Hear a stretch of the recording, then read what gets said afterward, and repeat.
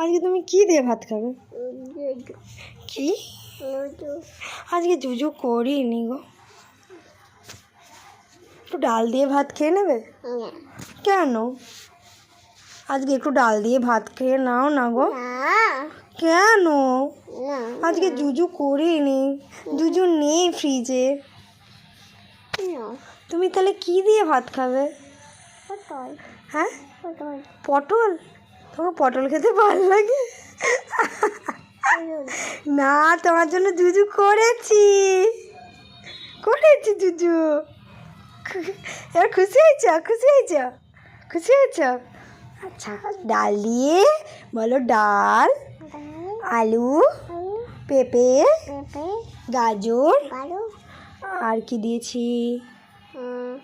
Beans আর জুজু দিয়ে ভাত খাবো।